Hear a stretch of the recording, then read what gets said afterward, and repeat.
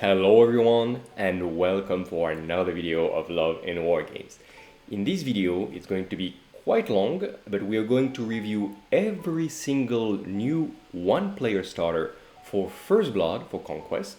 First Blood, as a reminder, is the skirmish version of Conquest, the Last Argument of King. It used to be that it was basically just a side game while you were building your army, so you could have a little fun with less miniatures on your way to Last Argument of Kings, which is with these huge packs of regiments, etc. Kind of like Warhammer Battle, if you kind of see the type of game, or Kings of War for those who play this now. However, it has been updated with a really 2.0 update, and now it's a really interesting game, which is much more balanced and less around big blocks of units that kill each other turn one, and it's really more fun because it is more tactical. And they actually include this in the World Cup that will happen in Greece this August. And they really want to put First Blood as a real game, almost the same as the Last Argument of King. We are not going to make a review of the new rules, etc. That's not the point here. Here is I'm a new player. I kind of saw from far away Conquest, and I'm kind of interested to start the game, but not the full Last Argument of King massive battles. I would like to start First Blood. And in here, we're going to check for each starter, what miniatures you get, of course, how much discount you get, also how the army actually plays, and is it a good step on your way to Last Arguments of King or not, or we'll give a little tips here and there. Since it's going to be very long, remember that you will have some timestamps if you want to skip directly to the factions that interest you. And yeah, for each faction, there's going to be a little introduction of the faction as a whole, the playstyle, the content of the starter, and how to play them. And for each of them, we'll see how many points do these boxes bring to you, and it can change quite a little bit depending on the factions. So without further ado, we'll start with the first faction to be released. Well, technically there were two, but we'll start with a normal faction, which is the 100 Kingdoms. 100 Kingdoms are basically your normal human faction. They are the only faction, we'll start with this, only faction without monsters, without brutes, only with humans and cavalry, so quite basic. They don't even have artillery, to be fair. They are the reference against which all the other armies are compared, because we know the stats for a normal human guy with a sword and shield, okay, so we can compare the orcs and the dwarves, etc., how strong are they compared to a human. How do they play concretely? They have quite cheap units that are extremely specialized, and they're usually a little bit cheaper than the equivalent in other factions, but they do only one thing. They're either very tanky for the point cost, or they shoot a little bit, or they're very fast. But you don't have this master unit that will do basically everything, except some of those very heavy cavalry, which are the orders, and those are basically the equivalent gameplay-wise to monsters or brutes, etc. They're just basically super paladins with basically magic powers. They're fantasy space marines, but cooler actually. They're not Stormcast at all, and they're very, very cool. And I will not go deep into the lore, but don't think that you're just going to be an army of peasants. That's absolutely not the case. You can, in First Blood, as in Last Argument of Kings, play them in very different playstyles. Probably the army with the most different playstyles against horde of peasants, very structured infantry, medieval army with a lot of cavalry, or these orders. You can have them, these ancient kind of Roman Empire style legions, very organized. You can also have these armies focused on magic and priests, and you really have a lot of choices. It's not at all bad choice to go with those. We had some rumors that some of the miniatures, which are some of the oldest, such as the men-at-arms, might get a rework. This is what I read from rumors. Don't quote me on this if it doesn't happen. But we know that for the 5th anniversary of the game, they're going to remake some kits for all the factions. And yeah, everybody's hoping that the men-at-arms will be changed, because come on, look at those. The concept is good, but the miniatures could be better. I highlighted here, you can see legions about the sub-factions. For each faction, this is actually the sub-faction that you play in the First Blood starter, which means that in this 100 Kingdoms starter that we'll see in a second, your main character comes from the legions. And without further ado, let's have a look what you actually get. You do have here this First Blood starter. It's a good time to start by saying that every single starter is at 50 euros, which is a very fair price. and I will say this and probably repeat it at the end, that if you order through the Parabellum website, you have a code called Love10, Love10. I will put it in the description, and you get 10% off, and we get some parts of the money back onto the channel. So first of all, thank you very much if you do this. And yeah, it drops the price to 45 euros, which regarding the amount of plastic that you get is really good. Remember that this is not a 28 or 32 millimeters scales game, so it's 38 if I'm not mistaken, and it means that your basic human that is like this, for example, this Imperial officer, is going to be basically as big as an ogre, like it's taller than a space marine for Warhammer, if I can give you some comparison. So yeah, the miniatures are taller, so you do get a lot of plastic. With more about this starter, what do you get first of all before we see how do they play? So this Imperial officer, which is a commanding guy, he gives a lot of good orders. We'll see his rules in a second, not in detail. He is not a brute character, like in the sense he will not kill a lot of things, but is one of the best commander you can get. He's accompanied by a drill master that you can see right here. This guy can be taken for free, we'll see, because you can have one character for free. So basically you will not pay the 20 points for this guy, which is good actually. He will go into this squad of 6 Steel Legions, which are some of the most elite infantry in the entire 100 Kingdoms. You can see those guys, like they're basically like great swords, if I had to give some comparison, extremely armored, very tough, and you have 6 of those, which is not the minimal size.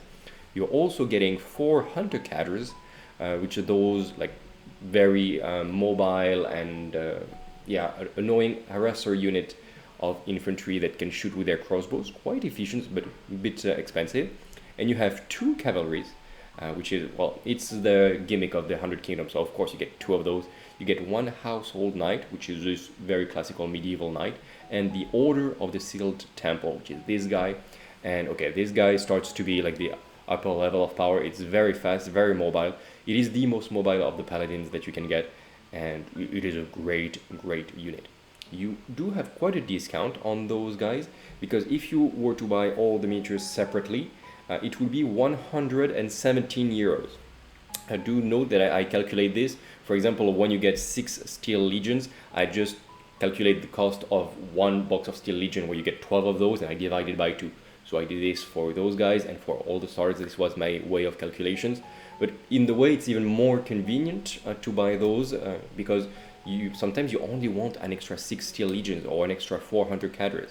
So it is convenient to buy them like this. So you could consider you get even more value out of this, but I'm not sure. But yeah, still, it is 57% discount on this, even before you include the Love 10 code. So yeah, it is a great way to jump into the game.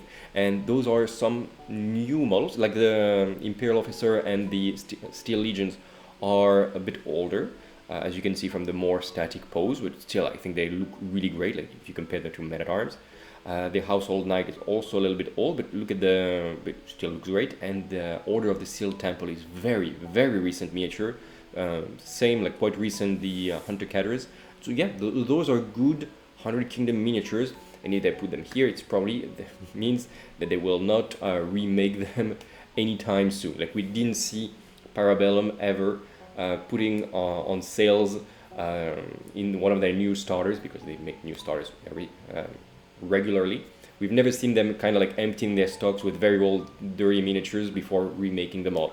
For example, the Dweghoms have a new Berserkers model. They were not included in starters for ever, like for a while at least. So overall, this 100 Kingdoms starter will be quite elite for the 100 Kingdoms. This is something to know, because they have, like, this is the most elite infantry that you could get, and some very elite cavalry. You could play with peasants, you could play with mercenaries, you could play with all the little lower echelons, but no, this is the legions, this is the elite part of the 100 Kingdoms, which is good. Like I think it's going to be quite fun for beginners, because it's going to be more forgiving, and it's a great core for your army. Is it something that you might want for Last Arguments of Kings? Depends. As we've said, the 100 Kingdoms are some of the most varied units, army in the game. You can have a lot of different playstyles, and this is one specific playstyle with the legions, with maybe some orders. It's a little bit balanced, but sometimes you like to go in one direction very hard with the 100 Kingdoms, maybe a lot of cavalry, or a lot of like household guard infantry, and this is a bit of everything. You cannot make a full squadron of anything with those. You don't have 12 miniatures. It can help you to boost your Steel Legion, which is very good. Help you to boost your Intercadres or add another horse to your Steel Temples, for example, which would be great. But it's not what I would recommend for new players that want to say like, okay, I want a Last Argument of King army for 100 kingdoms. Maybe this isn't the best way.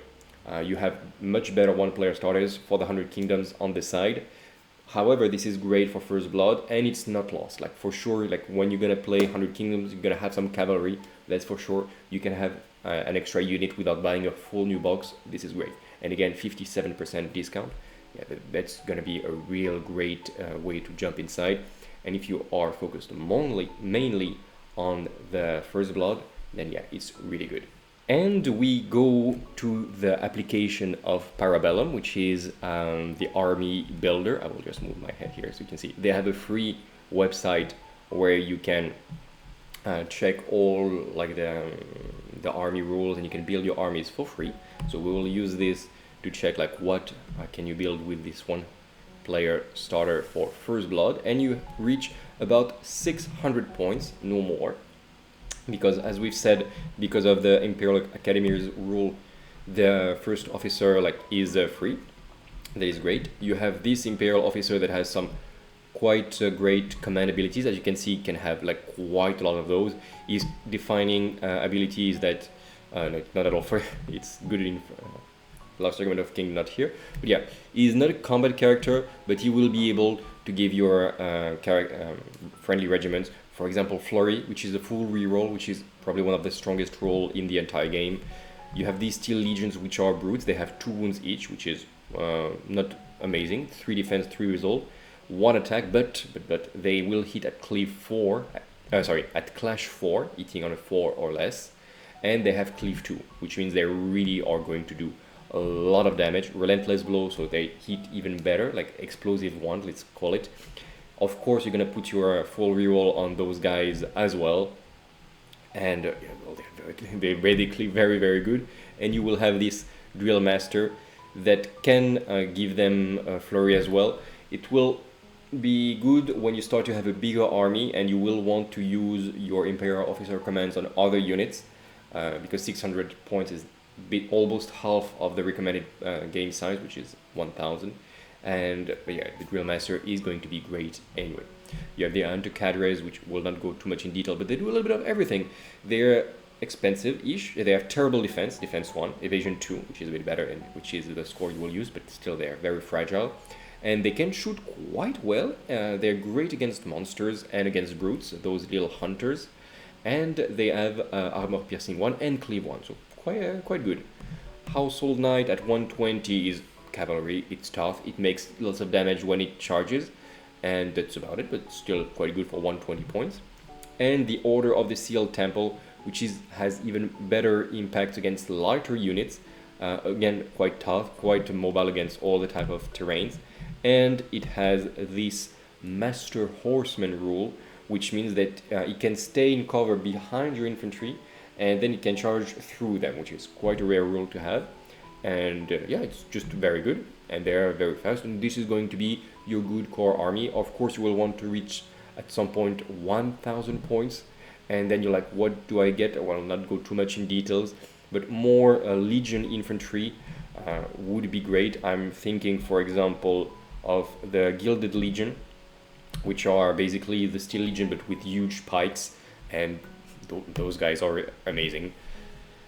And you can put them just behind your Steel Legion, and they can fight through your Steel Legions, and then you have an extremely tough front line, and all the cavalry that you can think of, and you can expand and reach 1000 quite easily. If you want to have a mixed army, you can put a lot of cheap peasants, those militias. Yeah, they're really cheap. You can have like 12 of those, which is one single box, which is going to be something like 30 or 40 euros. And it's going to be 150 points. At this point, you have a free banner as well to have a big pack, and this is going to be your front line. Defense 1 with shield, so defense 2. And you're just going to have those cheap frontline guys to absorb the first charge, and then you can countercharge easily with your cavalry and your elite infantry. One box of militia is cheap. You can even probably get it for quite cheap in second hand, because like those guys have been around for a while, and it's probably for 150 points. It would be my recommendation for what to get next. Of course, more cavalry is always good. More shorty guys. You can get some more characters to try to have some different play style. All of this is very good.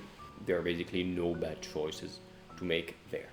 And that's it for the 100 Kingdoms. Overall, they're a very good army if you don't feel like starting a very like characterful army, such as, I don't know, the Sorcerer Kings or the Spires, etc. I really like them. They are these kind of like humans fighting for their lives, except they're quite competent. Like when you compare it with other fantasy universes, they do give like good armor, good shields to everyone. They fight quite well organized, in a well organized manner. They have magic, they have paladins, they have everything you would like, and the models are great. And yeah, they have really this Holy Roman Empire feeling, which is much better retranscribed than, for example, in Warhammer Battle, where they have these very like non-fighting looking armors, where they like just have basically fancy clothes of nobles. And I'm like, for a faction that's been at war for 1,000 years, maybe they would have learned to put more armor. And this is really what you feel with the 100 Kingdoms. You can feel that they're really trying to survive, and I really love this feeling. Overall, quite easy to play army, great for learning the game because they have a lot of choices, and they are the basic human factions. Everybody loves playing as 100 Kingdoms, and everybody loves playing against the 100 Kingdoms. So if there are no 100k player in your gaming circle, do consider having them because they're always a great sight on the table.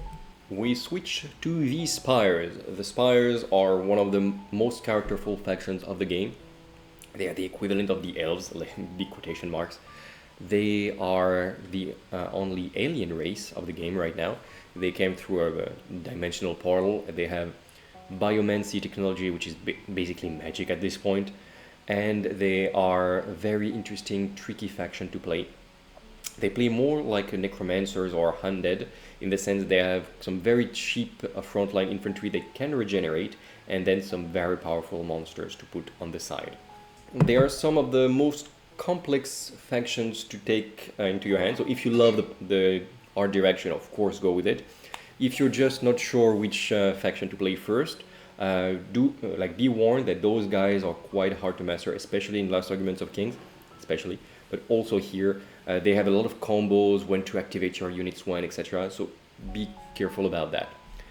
This starter, you play as the Underspire, which is basically the faction that is focused on the hordes of cheap infantry. So again, 50 euros for the starter, about 53% discount, good. What do you get? You get the Biomancer, which is basically your healer, let's say. Healer equivalent. He rebuilds your broken infantry. You have a catabolic node, which is a living bomb. It's like a walking mine. You have 4 desolation drones, which is those guys with some sort of flamethrower or acid thrower, I believe, and they melt the armor of the opponent, which it's not nice, but it's very efficient. You have 8 types of clones. Clones are a bit more in the fluff, more autonomous than drones. Drones are very stupid.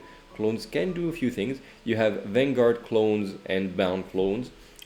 Bounds are more like frontline infantry, while Vanguards are a bit more fast and aggressive. Okay. And finally, you will get an Incarnate Sentinel, which is basically a brood that has been assembled from a lot of different muscle tissues and stuff. It's not very smart, but it's very, very efficient. See it kind of like as a troll, let's say an armored troll, in the terms of how it plays. Just throw it at the enemy and they die, basically. So how do they play? As you can see, you have a lot of infantry. These small packs of 4 clones each that you will be able to play with, supported by, of course, your Biomancer to regenerate, and with a catabolic node somewhere to explode. You will have these desolation drones to shoot at your enemy's armored units, because otherwise your Bound and Vanguard clones would have some trouble against the toughest enemies. So if they have less armor, it's better. And finally, you have the Incarnate Sentinel, which is kind of like your Joker. and you just throw it either to face the enemy's monster, either if they have a big pack of infantry, just throw it at them, and yeah, they will die fast. I'm not an expert Spires player, so I will not go too much into the details into what combos they can do. All I know is what they like to do is to throw the infantry, to hold the line with like this cheap or tough infantry, fight well, sometimes with combos that will kill them at the end of their activation, so they fight harder but then they die. But then the Biomancer regenerates them and they can live again and fight again and die again, etc. So they really have this kind of like undead feeling to themselves.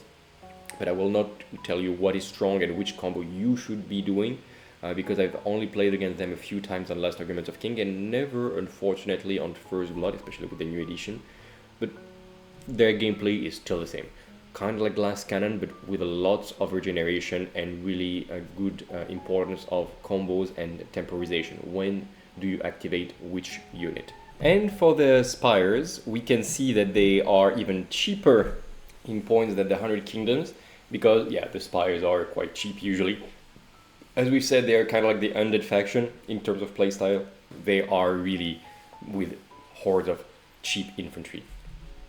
As you can see, well, the Biomancer is free, of course. He's not very strong himself. He has a ton of capabilities. We will not tell all of those. He has some healing capacity, like rapid revitalization. You choose a drone kind unit. You only have the Desolation drones here. They heal 6 wounds straight, so it can be 3 guys up in the single command activity. With a Mend Flesh, it's going to be the clone kind, and it's 4 wounds, so up to 2 guys just standing up right away. Quite efficient healer capacity those, and he has some biomantic capacities. I will let you have a look. He has a lot of combos and mutations, some relics you can give to him, but it's a good guy. Desolation drones, as we've said, they are shooting flamethrower, acid thrower type of units.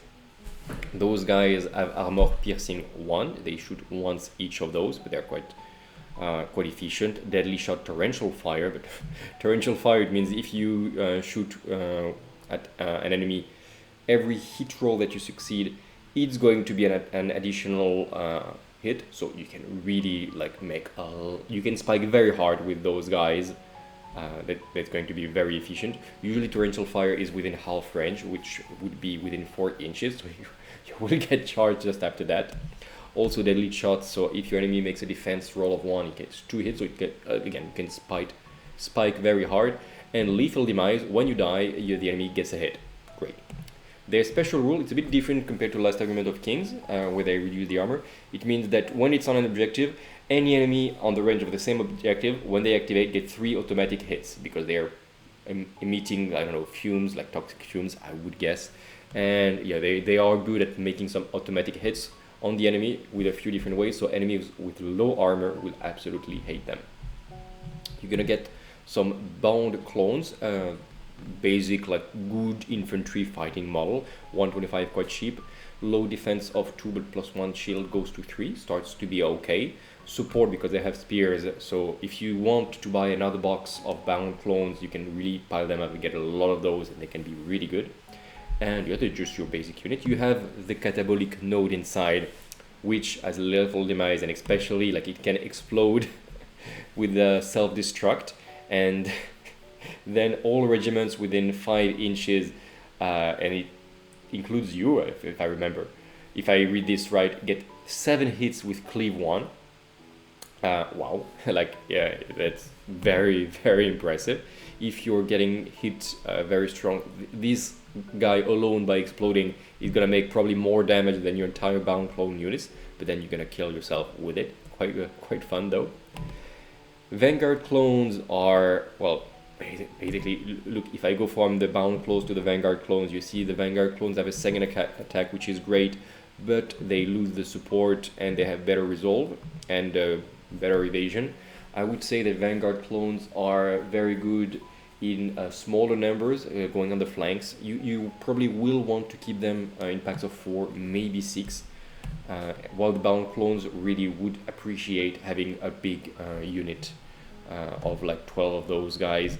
And if you only keep this box, this starter box, then get the Vanguard clones in the front, the bound clones behind with their spikes, So the Vanguard clones can hold the line, while the bound clones can fight above them. And if everything goes bad, just make everybody die with the catabolic node. Finally, the Incarnate Sentinel is basically a cavalry, a bit small, less fast than a cavalry, as you can see, movement 6, but it has defense 4, resolve 3, and 6 wounds. So starts to be a lot. Impact 3, that is great, but what you want it for is this 5 attacks at, it's going to be Clash 3, Cleave 2, and you can boost this Sentinel even more. It cannot be targeted here by impact attacks. So this guy is really a cavalry hunter, or basically anybody that has impact attacks is like, yeah, sure, come at me, no worries. With defense 4, it can really take a punch and then punch back. And yeah, this is, as I said, your Joker. Again, as you can see, you don't get that much, but it's only 500 points. You could absolutely buy a second time this box to get some more catabolic nodes, more Vanguard clones, again, second Sentinel. Or you could have a look, they have so many ways to expand the Spires, like, of course, more characters. I personally am a huge fan of the avatars, which are these giants, like bio suits for the nobles to fight in. You can get some huge monsters like the Siegebreaker Behemoth, which is amazing on the table. The avatars that I love, like, you have so many ways to expand, and of course you have different types of characters. A little bit less, as you can see. If you like a very elite monster mash, you should go with the Lineage Highborn or the Lineage Prideborn. Basically giant noble monsters. The Prideborn is the shooty cavalry one, and the Highborn is the normal one. Biomancers we've seen. Ferromancer is different, more about buff, less about regen, but also the same idea. And the High Clone Executor is if you want to have an army mostly of good elite quotation mark infantry for the Spires. So overall, should you play Spires? Well, they're usually, like, most of the time I see people telling me they want or not to play Spires based on the art direction. They are very interesting and specific faction in terms of design. They have this very bio-horror type of appearance that I've never seen in any other fantasy games, or very, very rarely. And yeah, if you like it, go for it, for sure. They are probably the most unique faction of the game, and the game has quite a lot of unique factions. But if you don't like it, don't force yourself. Like, they are very difficult to play, like one of the top 3 armies that are the most complex to play, for sure. And if you want a very high skill, high ceiling army, there are now some others that are like this. You have the Wadroon, which are the orcs, which are also quite complex and rewarding, and now the Sorcerer Kings, the Indians, if I make it fast, faction, which are both very rewarding. So you don't have to force yourself to play Spires if you are a very competitive player that likes a complex, rewarding army. If you like the hard direction though, and I absolutely understand why, then go for it. They are extremely unique, and Spire players are usually playing only Spires because they love their army, and if you like the art direction and the playstyle, go for it, you will never look back. Next faction we will cover today are the Dweghoms, which are basically the dwarves, and it's the faction that I've played since the beginning of the game, and so you've seen them a few times on the channel, quite a few times, and they are very interesting. From the fluff, I will not go too hard. They have been built by the dragons. They rebelled because they were exploited, and they found the god of war, which they absorbed. Long stories. They are steampunk dwarves. They are basically chaos dwarves if chaos dwarves were not corrupted, and they were just very industrialized and very angry, and yeah, that's basically it. They're the middle ground between normal steampunk dwarves and chaos dwarves. They are slow, they are tough, they shoot hard, like, they're dwarves, no surprise there. They used to be the strongest faction in First Blood, with some very specific builds that you sometimes see on the channel. I'm guilty. And they were basically unkillable. But now they have been nerfed. They're one of the only factions that has been nerfed in the 2.0 of First Blood, and now they are balanced with the other factions, which is good. So you play in this starter set with the Tempered faction, which is the magical faction, the magical oriented faction, and you get the Steel Shaper. So remember when I said they don't try to get rid of their old miniatures? This is the one exception. This character, the Steel Shaper, we know there is a new version of him that is coming, which is gonna have a very different playstyle, like visual style. So if you like this fully armored with the right arm that is a shield and a pike at the same time, go for it, get it before it's gone. Otherwise you might use it, like you might want to wait for another Steel Shaper. Anyway, it's a good starter set. You get 55% of discount, which is good, and it gives you a good feeling of what the Dweghoms are all about. The Steel Shaper is probably one of the hardest character to play in First Blood. It has a lot of little tricky rules that we'll see in a second. We'll not go too much in details, but he's kind of like a buffer character, let's say, or debuffer character, which is a bit complex compared to the other characters, which are like Berserk that charge, or very tough frontline guy, or the magic fireball throwing guys, which are easier to play. You do get the Flamecaster that is here, which goes with those guys, the Fireforged. They're basically very tough power suit armored dwarves, which is great as a concept. They have this magma cannon on their shoulder, which they shoot using their inner magic. Again, very cool. And the Flamecaster boosts them, and he's a good shooting character in and of himself. For Fireforged, you don't put Flamecaster to boost them. You put the Flamecaster because he's a great shooting character by himself, and the Fireforged cannot unlock him. You have 6 Hold Warriors to hold the line. Tough for the point cost Dweghoms. They have Tenacious, which is a very good defensive role. And then you have those Wardens, which are your melee blender. Again, Dweghoms have been nerfed, especially their rule that allow them to punch way above their weight class, but they are still your melee damaging units, those Wardens, and we'll talk about them, of course. And finally, you have a Steel Forge, this giant mech suit right there. Very tough, very powerful, very fast. One of the strongest units of the Dweghoms, maybe of the entire game. We love it. It's very good in First Blood. It's amazing in the Last Arguments of Kings. And you usually want only 4 of those Steel Forge. You don't want 6. And this allows you, if you go to Last Argument of Kings, to have this extra Steel Forge that you want, that you miss, for the cheap price of 50 euros, and you have all the other dwarves as a bonus, kinda. I'm exaggerating a lot by saying this, but yeah, an extra Steel Forge is perfect.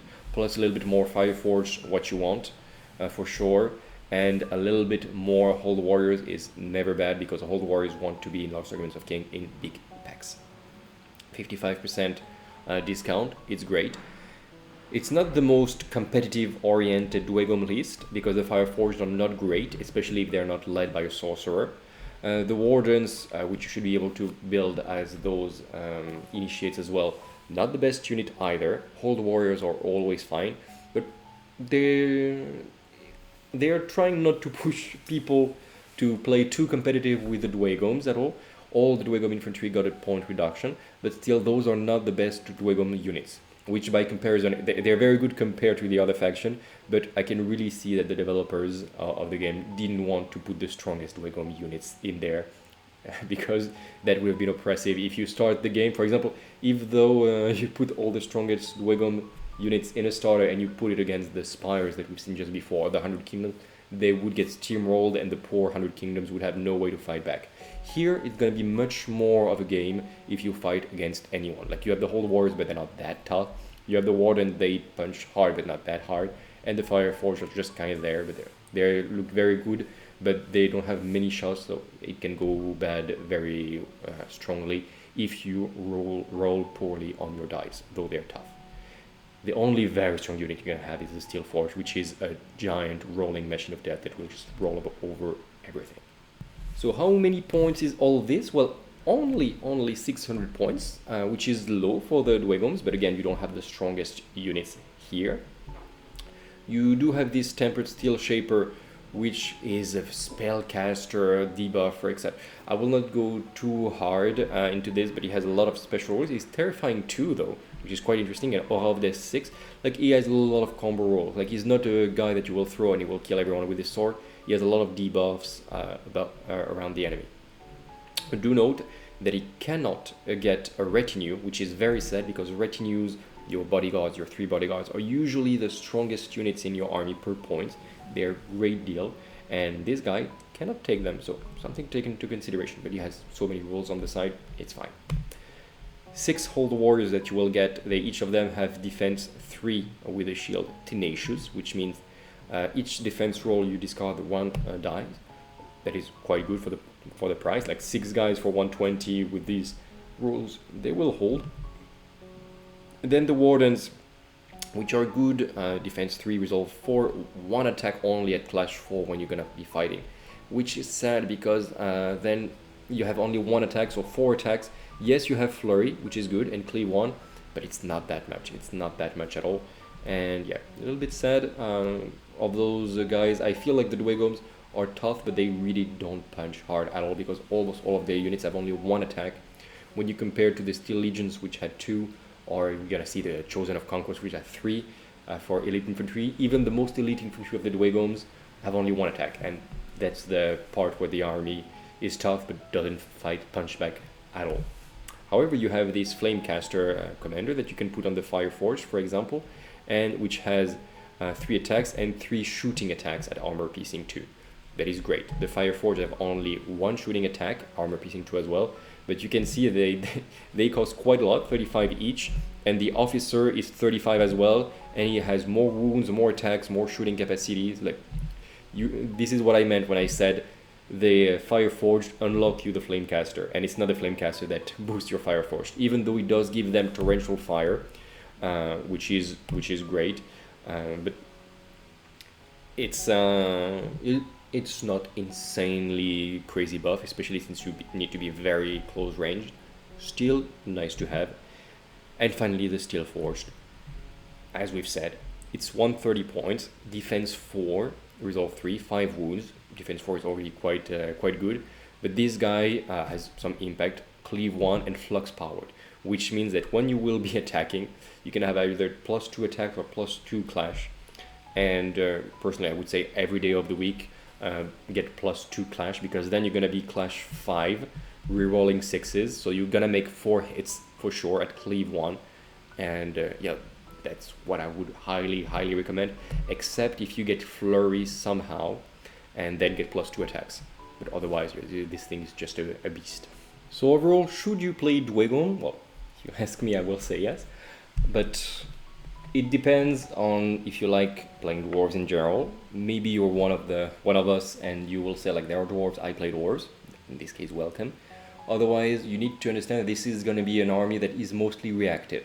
You are quite slow, you will put your pieces on the board, and then you will wait for the enemy to come and charge down at you. You have some offensive pieces that are quite fast. I'm thinking of the automatas, but they are kind of like berserks, especially in First Blood, and you don't really control them in most situations, except if you have a sorcerer. And yeah, you're really hoping that the enemy will come, will break on your defenses, and then you will slowly fight him back. But it's not a DPS faction, you don't do that much damage, you're very tough, very slow, and you will just move forward, endure, and then fight back. If this is the type of gameplay that you like, well, then welcome. The next faction we will cover is going to be the Nords. As the name highly suggests, those are the Vikings of the universe, and they are very aggressive, very glass cannony. They are quite strong. They're one of the factions that got buffs the most, in both in Lost Arguments of King and in the First Blood. They are not only Vikings, but they in the Fluff they already had a Ragnarok where their gods, which were Spires, were killed in a battle against the Old Dominion that we will see in a second. Those guys are regular, tough, offensive-oriented humans. Also some monsters like trolls and giants and everything, and also some superhuman that are demigods, let's say, and they're called Exalted, and yeah, those guys are probably the strongest humans of the game. They're barely humans at this point anymore. Here we'll see a lot of mortals and Exalted. We'll see, well, let's switch right now. You are led by the Shaman, which is your spellcaster, basically, right here. So it's a normal guy, which just had the magic of the north, let's say. He has some good spells. He's really not made for combat, but he's a good spellcaster. You have, this is your main pack, 8 Ulfandars, which are those berserks of the crowd. They have a lot of attacks. They should be able to be built as berserks as well, but you probably want them as Wolfendars and you want to put this Savage with them. It's one of the newest miniatures for the Nords, and it's quite good to have them included. Wolfendars are also quite recent. Well, all of those are recent except maybe the Bispack. You have those 4 Valkyries, which are there to hold the line. They are quite tough. You can make them fight from behind your Wolfendars, but probably they will be the honor guard of your Shaman. That's probably how it's gonna happen. And your Wolfendars, you're gonna either make 2 packs of 4, one of them with the Savage, or you're gonna make 1 huge pack of 8 if you really want to Alpha Strike the enemy very hard, charge very efficiently, and then absolutely obliterate something, and then just pray that you survive. The Fenrir Beastpack is almost a cavalry, let's say. It's a big wolf of ice, which is cool, and they're quite fast and harassing. It's not a heavy cavalry at all. This should come later on for the North, like big monster wolves that are the equivalent of heavy cavalry, but this is good for flanking maneuvers. Is this a good starter set for Last Arguments of King? The answer is actually yes, one of the best one for Last Arguments of Kings, because all these units are things you want. Even the Shaman, I would say. Savage is very recent. 8 Wolfendars means 2 extra stands if you buy the box, so you're gonna have really a lot of possibilities to play around. Valkyries, you want more and more of those girls because you probably want a pack of 4 or a pack of 7. Pack of 7 starts to be really great anvil for the Nords. And the Fenrir Beast packs, again, 3 is good, but 4 is even better. And you don't want 5 or 6 of those. It's exactly 4 that you want to go on the flank, like 2 and 2. And yeah, this is probably what you will be very happy you have those. So yeah, one of the better starter sets for First Blood if you're looking to go into Lost Arguments of King later. Plus, it's quite a good deal, like 55% discounts, again without counting Love 10. And yeah, just a great pack. Let's have a look how they play. It is a little bit less than 600 points at 585, led by the Shaman. As you can see, he can basically cast 2 spells per turn. Brain Erosion is a damage spell. Reshape Destiny gives Unstoppable if you really want to secure your charge. The Wolfednar, the Berserkers are already good at charging, but this makes them extremely reliable. It's probably the 2 things you're gonna do. And then you can just protect one of your unit that is on an objective against enemy spells. This is not so interesting. The Valkyries are defense 3 effectively with a shield, blessed, so you will be rerolling either all your attacks. That's not what you're gonna do. You're gonna reroll all your defenses once per turn, and that's gonna be great. And you are devout. This means that you can target them more easily with the spells, for example, of the Shaman, but since your Shaman is probably going to put the spells on the Wolfenars, doesn't matter that much. But they're 160 points for tough unit with Blessed. But yeah, that's quite good. They have an great engagement range of 2.5 without the malus. Usually when you have spears, you're not good at point blank, but here they don't have this, so you can really use them efficiently however you want. Quite good as an honor guard to your Shaman, and to fight just behind your Ulfednars. The Ulfednars, let's talk about them. 335 points, very elite infantry price, but unlike the Dragon Slayers, for example, they have the punch to really pretend to be an elite infantry. They have 3 attacks per model, that's insane, with Flurry inbuilt, sure, why not? You're gonna put the Savage so they're gonna get flanked, so easier to put them around. Lethal Demise, when they die they fight still.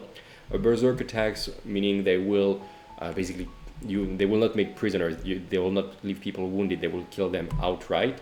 And when they charge someone on an objective, this is what I was going, they have +2 to their march, and they can also do something at the end of the activation. But really, what this means concretely, they're going to be movement 8 as fast as cavalry when they are charging someone on an objective, and they're going to reroll charges because they're going to get Unstoppable from the Shaman. Extremely reliable. And if you put a big pack of 8, it's going to be 24 attacks, Flurry at Clash 3, plus the Shaman that's going to fight as well, 5 attacks with Flurry as well. That starts like you obliterate anything in the game. Maybe it's worth it actually to divide them in 2 packs of 4, because this is overkill on anything. So you're going to make a pack of 4 like this, and another pack of 4 this time without the Shaman. the Savage. And you're still gonna be at 595. But yeah, maybe that's a better way to play and not to overkill something. Finally, the Fenrir beer spec, as we've said, it's something that goes on the side. It's feral, so you don't really control it. When it needs to charge, it will charge. Put it on the side, and if it attacks someone from the flank, it gains a flurry. It's not the same rule, but it's basically flurry. 6 attacks at clash 2 is going to be clash 3. Flurry, that's actually a lot. Plus 3 impact attacks. It has flank, and yeah, that's actually a good, very good unit for 90 points. Be careful though, it is extremely fragile. Defense 1, resolve 2, 0 evasion, 4 wounds. It will die maybe even at the shooting, against the shooting attack. But since it has flank, just unleash it in the rear of your enemy, and don't worry, it will charge automatically because of feral. And it can charge because of this even in the round when it arrived with the flank. So you can just unleash it on the side of your enemy, and then it will auto charge against the enemy archers. This is probably how you will want to use it, because if you use it as a heavy cavalry in the center of the battlefield, you will probably not even reach the enemy lines before getting shot down. Overall, if you like some very fast glass cannon offensive oriented factions, then yeah, probably the Nords are for you. They're a very fun faction. They kept getting boosted because they used to be weak. If you watch some of the older battle reports or reviews, people say like, yeah, they don't have enough firepower, they don't have enough staying power. Now they're much better, and they punch hard both in First Blood and in the Last Arguments of Kings. And the starter is a great first step. They have a lot of variety. We've only seen here basically the mortals, the humans, but they also have those ice giants, mountain giants, sea giants, the very powerful, huge monsters that they can get. They also have, of course, the trolls, the half, what are they? Like, they have a few variants of the trolls, and ogres, of course. These superhuman, they have really great variety of units, and they're getting some more later on, such as these new giant wolves. They have the werewolf that have been released already. Amazing variety. It looks great on the table. And as a little teaser, we have one of our main player in our region, which is Valentin Avner, that you've seen for Dystopian Wars. He bought himself a huge Nords army, and it's being painted as I record this video. So we'll probably start to record around the month of September with these new Nords, but expect to see quite a few more Nords on the channel much more regularly. Next, we are covering the Dweghoms, and those you've seen quite a few times on the channel because they are played by Hyacinthe. They are big orcs with a kind of like tribal culture with a lot of dinosaurs, so they are quite interesting faction. They do require a lot of actually synchronization in your actions. This is especially true in Last Arguments of King, even though they had some new tools with a Tauntaur to go around it. But it is also true in a smaller way in First Blood. You gain some tokens, you gain some ways to activate those guys, and they go a lot around the synergies and combos. And it will sound weird, but they play a lot like an elven army in other games, in that they're tough, like they, especially in First Blood, where they get basically a 6+ feel no pain, 1+ in this case. They're tough, but for the point cost, they are not that tough. So you really need to get some practice and really put their firepower and their brute force where you need to, where they need to. Because they, if you don't use your pawns well, they will kill things because they're tough and powerful. But you have less units than your opponent because they are very elite in their point cost, and you cannot afford to just play them normally and not make combos, because while they are strong for the, like their data sheets are strong, you will see them in a second, they really require you to use them at the full efficiency if you are going to defeat your opponent without losing your entire army in the process. You play with the tribes in this starter set, which is basically the normal orcs faction, even though you have a very strong cult unit. Let's have a look right now. You get 54% discount, let's start with that, so which is good, and you have so many good units. You remember when I told you that for the Dweghoms, they didn't put the strongest units at all? Well, I feel they went the other way around for the Wood Runes. All of those are some of the strongest Wood Rune units that you can get. You have the Chieftain, which is already a good leader. We'll see what he does, but yeah, it's a very good leader. You have those 4 Blooded, which are these good fighters. Let's say they're not basic. They're just very strong orcs, very powerful. They get an aberration that can get in them, which will make their firepower, like their brute force, skyrocket. I think, yeah. You have 4 Chosen of Conquests, which are probably the strongest infantry in the game. They're absolutely OP. I have no way around that. You will see they're extremely strong. 4 Slingers, one of the best shooting unit points for points in the game. They're not insanely good, but they will melt any unarmored infantry in front of them. And finally, because this is not very mobile and you want some dinosaurs, of course, you're playing with Rune, you get this hunting pack of this small, they're not raptor, they're just like the hunting pack of small dinosaurs, and they're good outflankers, and we will see. Like if you go into a prolonged fight with Blooded or with Chosens, those guys can go on the flanks to finish off the job. But usually, if you're in a combat with Chosen, you don't last the end of the turn because you're dead. Let's go more in detail with what I was just saying. So the Chieftain is good. Defense 3, okay, already fine. Resolve 4, great. 5 wounds, 5 attacks, and he has this Feel No Pain as well. Massive Frame, okay, so he's even stronger with Morale as well. What does this guy do?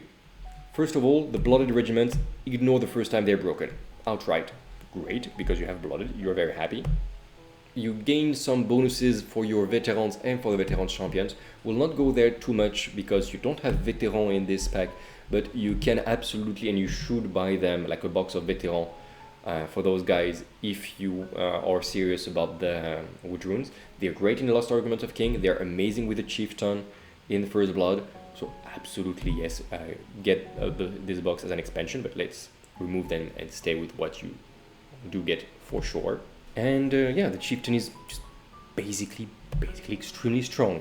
You can give Line Breaker to a Blooded regiment as a command, which means they will ignore a shield, they will ignore a lot of defensive capabilities.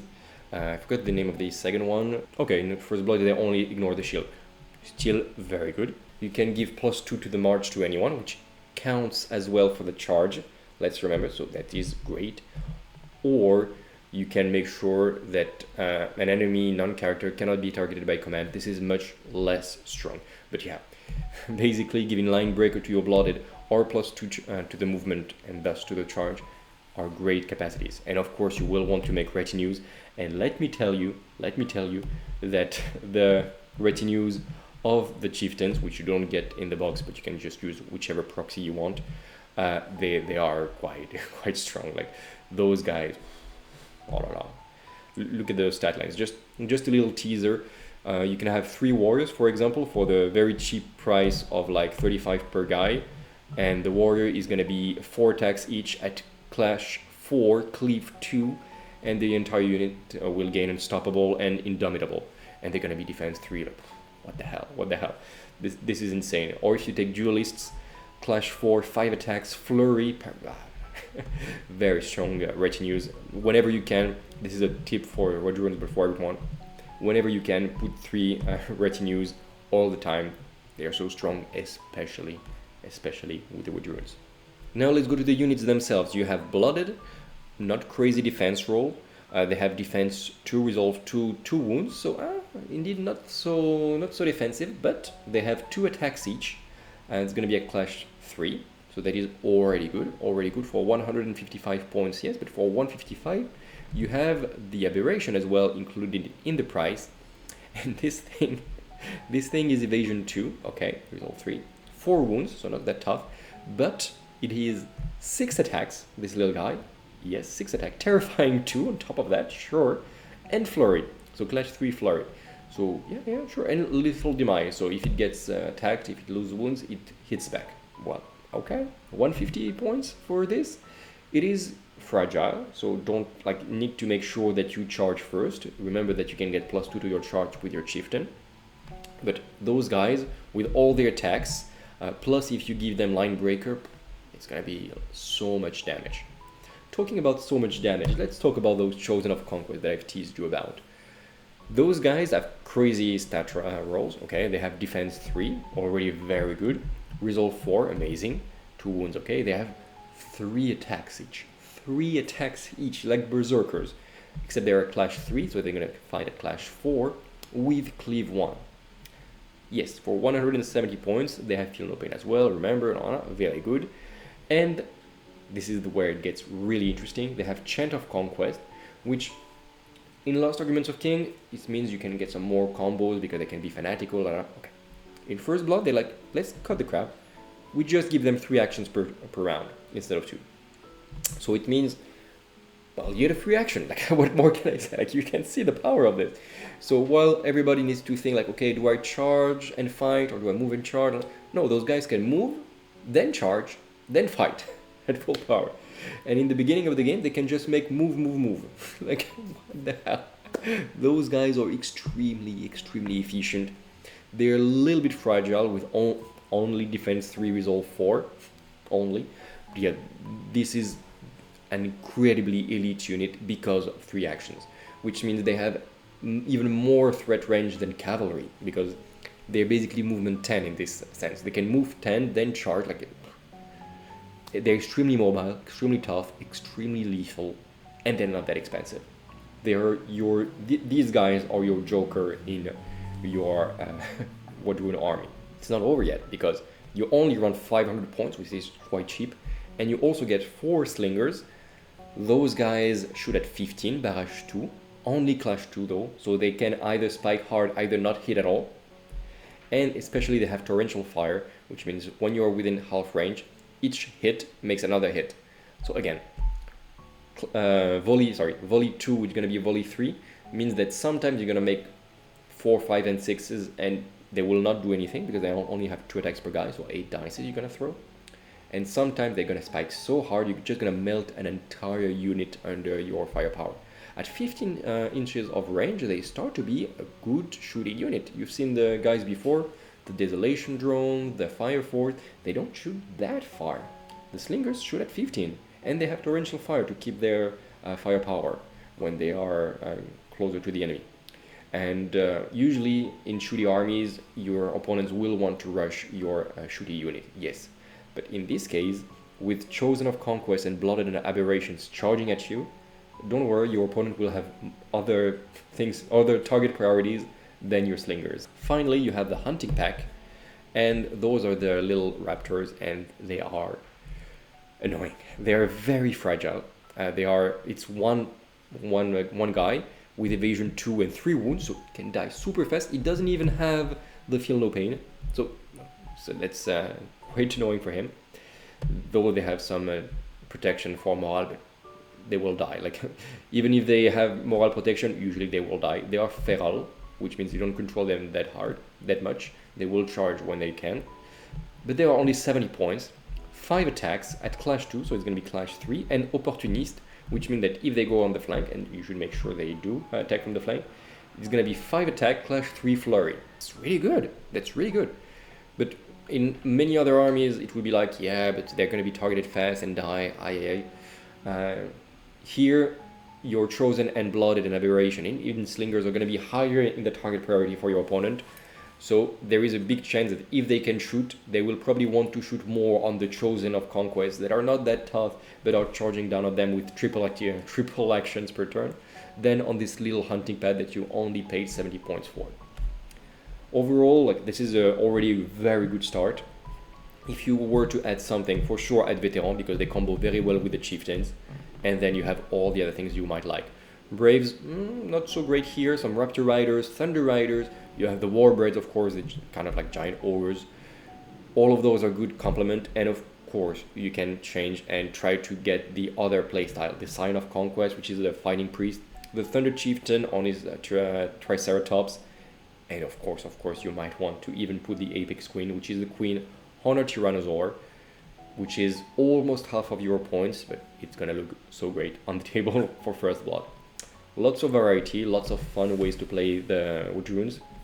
They do require some training, especially in Lost Arguments of King, but also a little bit in First Blood. But if you like the concept of orcs and dinosaurs, they are really strong. And yeah, I would recommend playing them for sure. Like they used to be, like I did not recommend them for beginners anymore. Now they got some boosts, they got some ease of play, etc, etc. For sure, play them if you like them. They are very fun. Also note that they have a lot of special rules, like for the entire army. For example, this Feel No Pain that I told you, it's in their generic rules, so you really need to check your faction rules before you start playing, because for a few battle reports we played without this rule, and let me tell you, it makes a lot of difference to try to keep them alive. Very fun faction, very fun to play with, very fun to paint as well. They have a lot of furs and feathers, and as you can see, they look amazing on the table. You've seen them on the channel already, painted by Yacinthe. And they're very fun to play against, because they're glass cannons, but when you really want something in the Woodrune army to die, it dies. And that's fun for the other player. And it really makes a game of trading, and with the new objectives of First Blood 2.0, yeah, it's gonna be funnier, like more fun than ever to play against those guys. Next faction we will cover, and we only have 3 factions to go, and it's 3 factions that are kind of like descendants of the same ancient empire. So this empire is the dominion of Hezla, which was the god of mankind.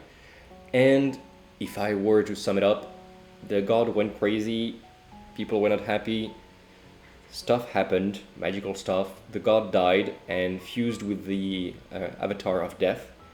And now the old dominion is populated by undeads. And yep, that's not so good, first of all. And the 2 other factions we'll see after the Old Dominions are the 2 descendants of this dominion. Do know that the 100 Kingdoms as well are also descendants, but they're basically just refugees that try to survive.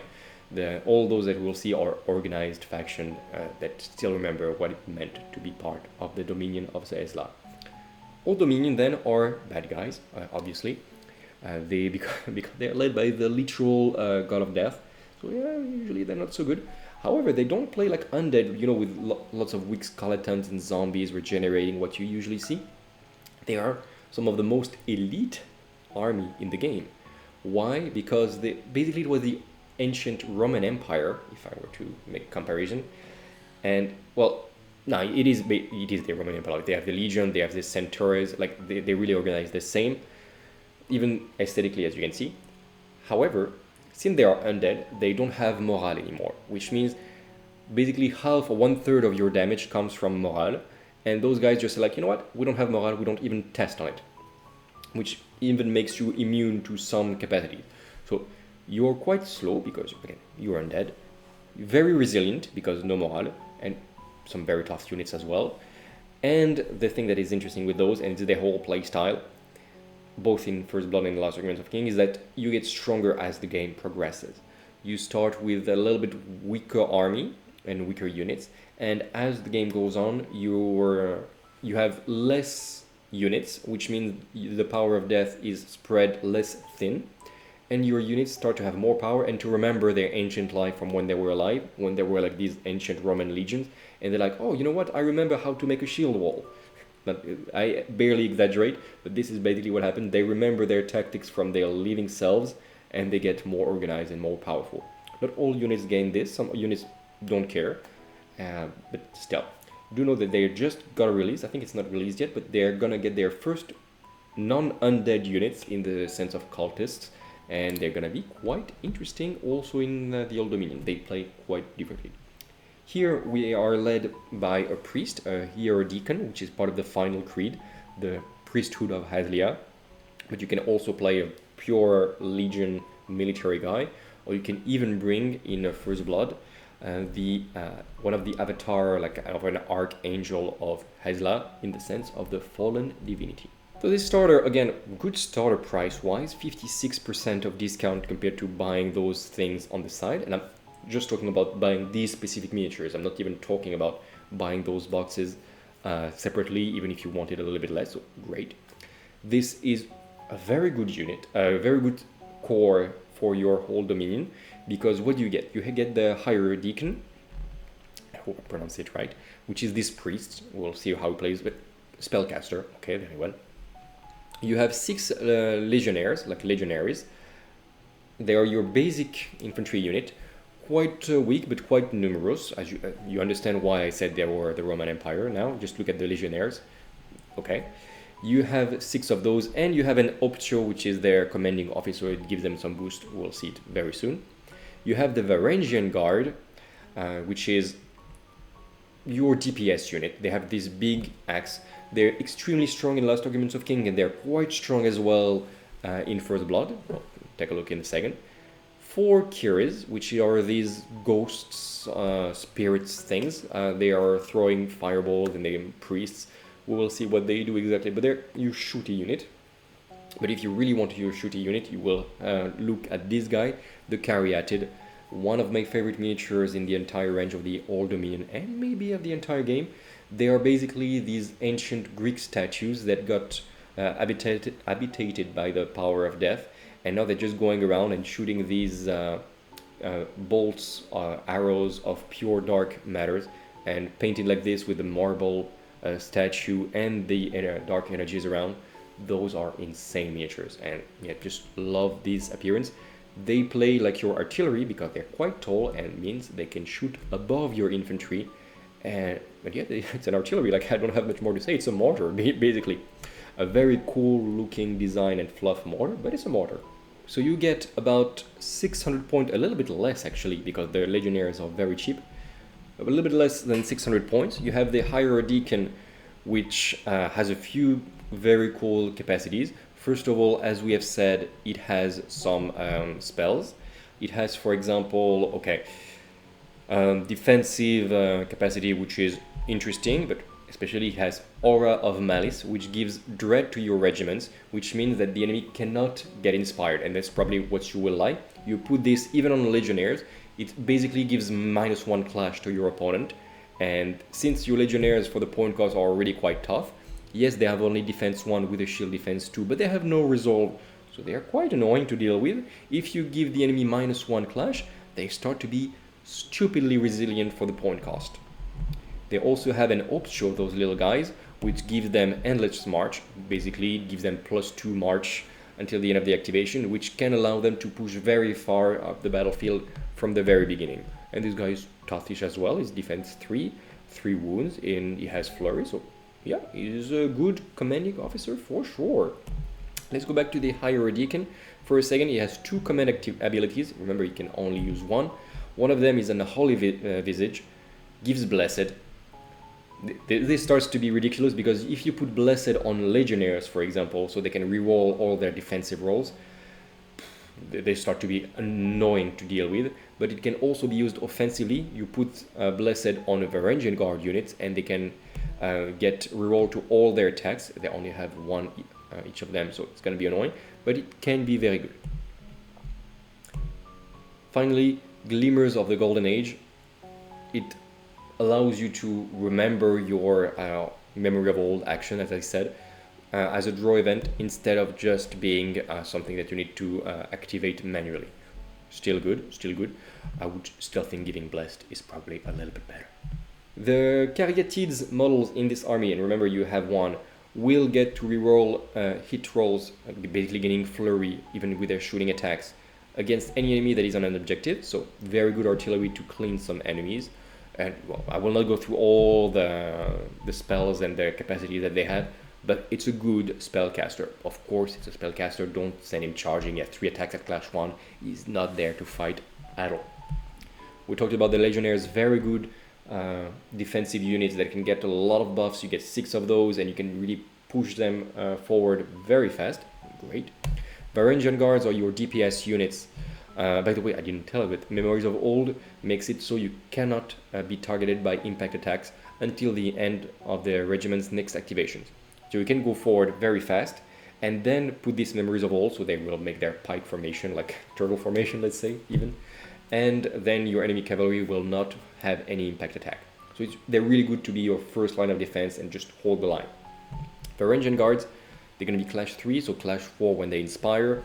Only 1 attack, same problem as Dragon Slayers for the poor Dweghoms, but they're tough. Defense 3, tenacious, good. 3 wounds each, very tough. And they are cleave 2. That starts to be really good. Maybe even use Blessed on them to stay alive defensively. I don't know. The one attack makes me a little bit sad, but if you use their Memories of Old, and they cannot inspire, so it's probably what you will do most of the time, they reach Deadly Blades and Cleave 3, which starts to... they just melt anything they touch, but one attack each. They're really here to open your enemy's most armored units.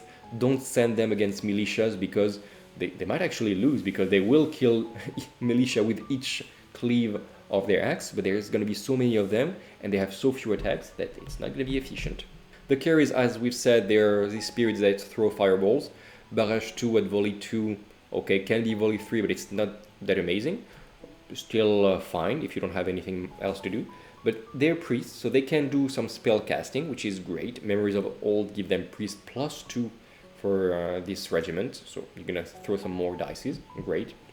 They can give this where it's well, it's a debuff, it's like not that great, but the interesting one is a Madness. It's 2 hits per success at attunement 3, and the enemy use like target enemy regiment rolls defense roll using their lowest unmodified resolve characteristics, and no morale, okay? But it means that this is great against enemies that have very high defense and lower resolve. So for example, it's terrible on Dweghoms Berserkers, which are the reverse. But when you have human forces, for example, that are in their shield walls, they have 2 or 3 of resolve, but they have high defense because they put shield and defensive formation, etc., etc. Well, you use this Madness spell and they're gonna have quite a lot of damage because it's 2 hits per success. If you get Priest 5, ooh, that's gonna be very efficient. Finally, but not least at all, this Caryatid. Only barrage 3 for this little guy. It's a little bit sad. You can gain precise shot, but maybe you will just want volley 3. Let's remember it can get flurry when it shoots at someone that is on an objective because of your higher deacon. So it's gonna be 3 attacks, volley 3 with deadly shot, precise shot, maybe, and armor piercing 2. That's quite good. That's quite good. That's a good artillery piece, especially if you shoot at someone on an objective. Otherwise, it's a bit meh. Defense 3, no resolve, 6 wounds. It's even tough. Like if your enemy puts, for example, the wolves that we've seen from the Nords that can go in your backline and attack your shooters. Well, if the wolf goes on this guy, defense 3 is like terrifying 1 and 6 wounds. I'm not sure at all that he will kill him. Maybe the Caryatid will even fight back. He is terrifying 1. He has 4 attack at clash 2. I'm even thinking that the wolf will not win the battle at all. He will distract him. That's another good point. But the Caryatid is just a great unit, and it looks amazing. Overall, the Old Dominion is a great faction. Actually great for beginners because they're very tough. They are very forgiving of mistakes. And they're great for discovering the game. They're quite easy to paint because it's a lot of armors and rust and like undead people. You don't have to make eyes, you don't have to make the flesh, etc. So it's quite convenient. They can look very good if you put some OSL, especially on the Caryatid and stuff. And they're fun to play. There are lots of Old Dominion players in our area in Paris because of these reasons, and because who doesn't want to play elite undead of the Roman Empire, right? And you have a lot of variety if you want to expand. They have, of course, these deities like the Fallen Divinity, which is insane. You can have these bone golems or these undead minotaurs that looks amazing. Undead centaurs, which are probably in my personal top 3 of all the miniatures in the game. Those archer undead centaurs that are coming very soon for the Old Dominion. Like you have so many choices, and it's a fun faction anyhow. If I were not playing Dweghoms, it would probably be my faction, the Old Dominion. So I'm not very objective on this. But yeah, there are no reason not to play Old Dominion, especially when the starter is such a good deal and is a great way to expand later on your faction for the last Arguments of King. Because all these units, Higher Deacon, Legionnaires, Obstro, Varangian Guards, Cuirass and Caryatid are units that you absolutely want in Last Arguments of King, and you sometimes want just one extra stand for your army. So great starter set for Last Arguments of King, great force for First Blood, and an amazing army all in all.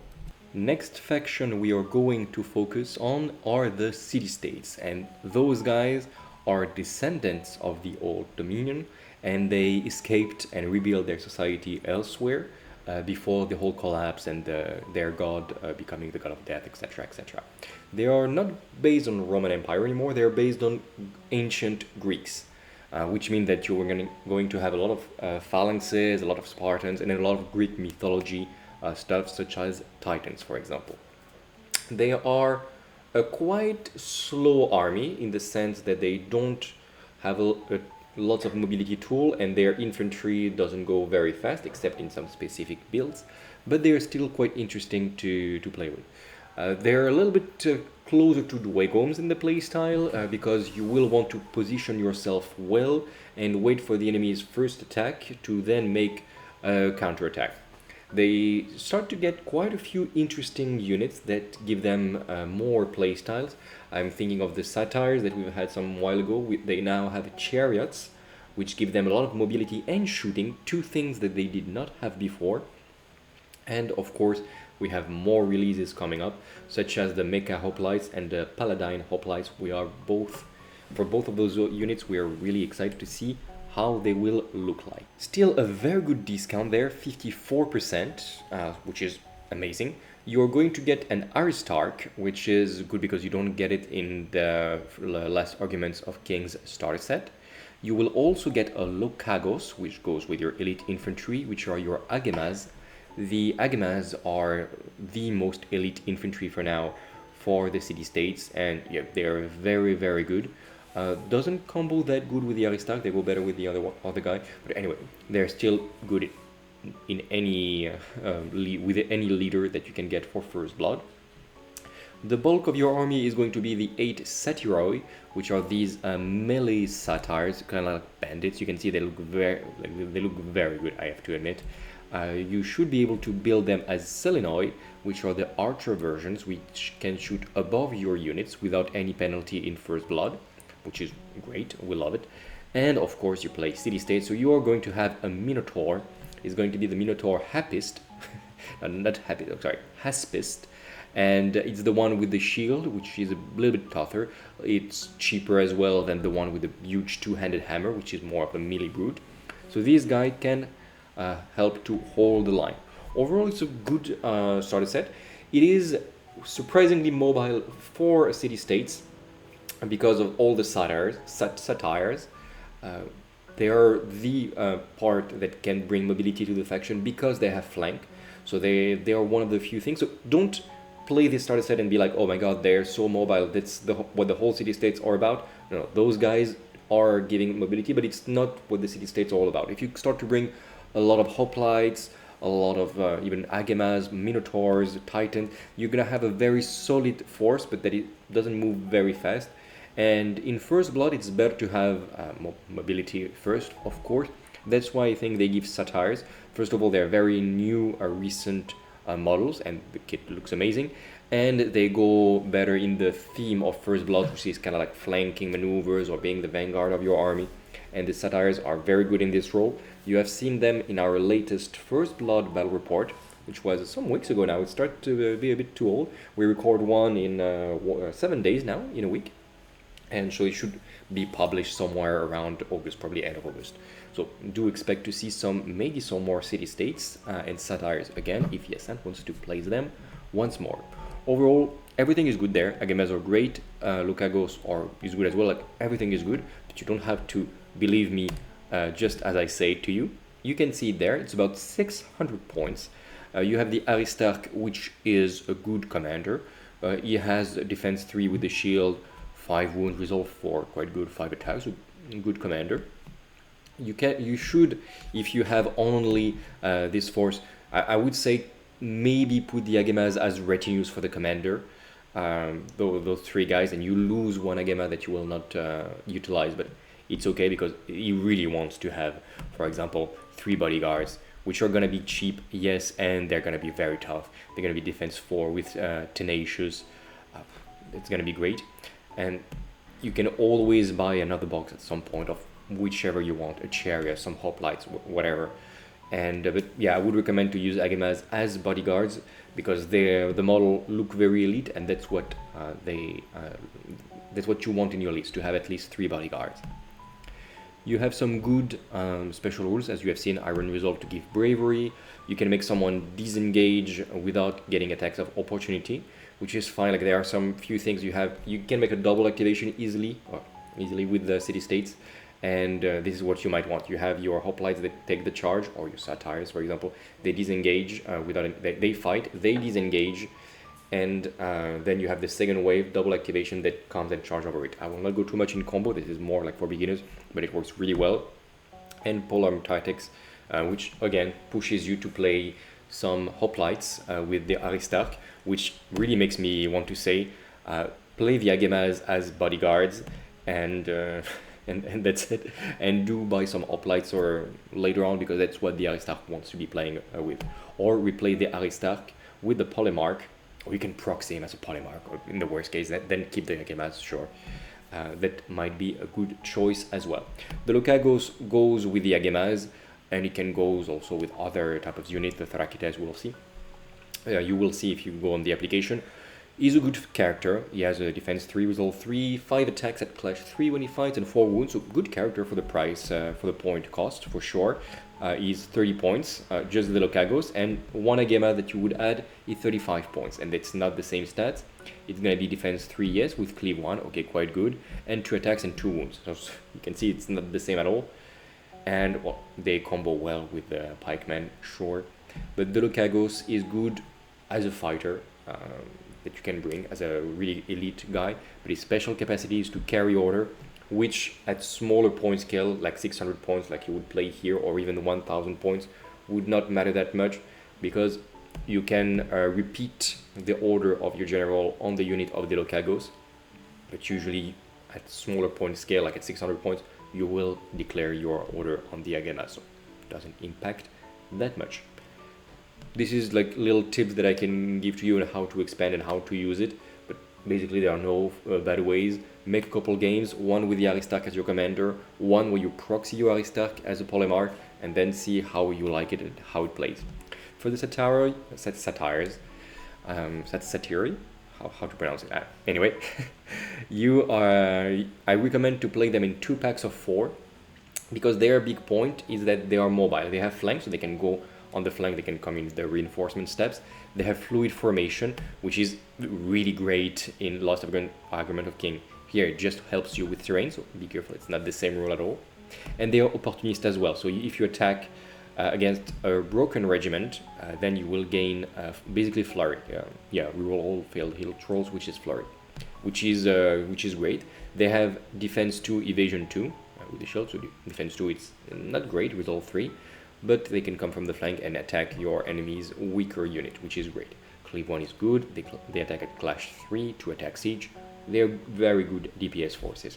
If you were to, like, this is what I would recommend because you want to hold the center with your forces, but if you were to build some of them as Selenoi, you would have those guys still quite weak, defense 2, but not terrible for archers, resolve 3, 2 wounds, 2 attacks still at clash 3, so he's like, those guys are good, 130 points though. And they shoot at volley 2, which can become volley 3, 2 attacks each with supporting fire, which means that without even spending an action, you can shoot through friendly infantry models with no penalty. Great rule. If you have a big pack of like hoplites and stuff, you can have those guys and they can shoot over them with their arcing fire without any penalty. Great units as well, and maybe do build some of those as Selenoi, especially if you know that you're going to get some hoplites at 1000 points, because then you will be very happy to have them. Let's forget the Selenoi for now and just talk about the last unit that you will get, which is the Minotaur Haspist. Oh my god, I will get it right. You should maybe, I don't know how they're gonna package this, maybe you might be able to build it as a Minotaur Therians, could be. The Minotaur Haspist, which for sure you will be able to build because they announced it in the box, is this guy, 5 wounds, defense 3, resolve 3. Fair, but not as tanky as you would like. He's only 110 points though. And he has impact 2, not insane, but don't forget it. 4 attacks, which are going to be at clash 4 with cleave 1, so good, and is fearsome, which means that the enemy, it's harder for them to make combat rally, and yeah, that's about it. It's not, usually, you know, I say this is your Joker card. This is not a Joker, it's just a good unit. It's a good, tough guy that will not die too fast with defense 3 with all 3. He's gonna attack quite fairly well, 5 wounds, okay. It's movement 6, it's like a good melee fighter. You don't want this guy to be alone on the flanks. It's probably gonna be around your infantry to be a supporting model. That is great. If you can build with the box, which I did not receive, so I don't know. If you can build Minotaur Therian for 20 points more, well, as you can see, you do lose your shield, so you're only going to be defense 2. But as you can see, you go from 4 attacks at cleave 1 to 5 attacks at cleave 3, which is huge. Be careful, however, you drop 1 point of clash, so you hit a little bit less well, but this guy will just slaughter anything. It has more impact with Brutal Impact 1, so AP 1, Terrifying 1, so your enemy will lose more casualties from the morale, and Cleave 3 with Line Breaker, meaning you ignore enemy shields, means you will just obliterate everything you will touch. It is more expensive though, and has worse clash, and is less resilient, so it's a little bit different role. I do prefer the Therians because it gives you this punch that you might lack otherwise, but if you cannot build the Therians, the Haspice is a very good call as well. You use your Satires and as a DPS, and you put the Minotaur to absorb the enemy attacks and still be a good counterpunch. Overall, the City-States are a very fun army in First Blood. I would say they are probably the army that are more fun to play on Lost Arguments of King than on First Blood, because they were really made for this regimental phalanx style formations, and that doesn't retranscribe so well in First Blood. You can still do it, but it's more about fluid maneuvers, and you've seen this in our latest battle reports with the Dweghoms pikemen. You can have some people holding the front with shield and guys behind with the spears. That works well, it's fun to play, but it's really in Lost Arguments of King that I feel like City-States are the most fun to play. Though if you play First Blood, you will probably want quite a few Minotaurs and a few Satires, and that's what they offer in the box, so smart of them to do that. Don't forget that you can play your Titans as well, even though they're very expensive in First Blood, and especially the Chariots, which you might want. They're really fun in First Blood, they're fun in Lost Arguments of Kings as well, but I would consider really buying one for your City-States army. They're a bit expensive, I think they're worth something like 60 euros, so about 50 with the discount code, for one Chariot, but it's a beautiful model. Have a look at our unboxing we did recently, and you just need one both in First Blood and in Lost Arguments of King. So if you like this model, for sure go, and it will make your games with the City-States much more fun, and it will give a lot of flavor to your army of City-States. And I'm sure if we said it before, but for sure this is a good start to go to Lost Arguments of Kings. Agemas are amazing, and you will want a pack of more than 3. 4 of those guys is going to be great with your leader in there, so it's going to be 5 stands, perfect.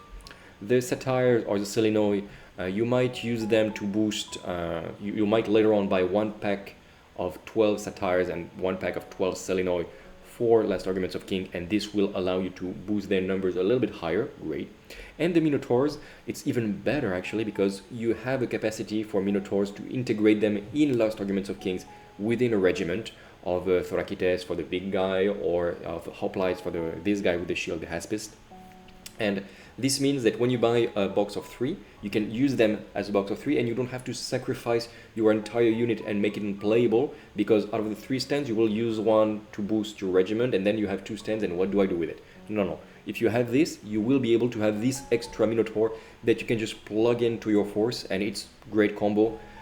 It might be like one of the best box to start Last Arguments of King, because it gives you exactly what you want for your City-States in Last Arguments of King. So that is really good, and I again highly recommend to start with this box if you are on your way to a Last Argument of King army for the City-States, because it's a great first step, and you can start to make your first games as you collect, because you will need a lot more than what you see there if you want to play Last Arguments of King. And finally, last faction that did get a starter set for First Blood, even though it is the latest faction release, are the Sorcerer Kings. And those guys, they're, they're very interesting in the sense they are a very finesse faction, perhaps even more than Spires and Woodrunes. We have some debates on the French Discord. So I have my opinion. I will not say that it's true, but they are for sure in the top 3 of the hardest faction to master, especially in the Lost Arguments of Kings.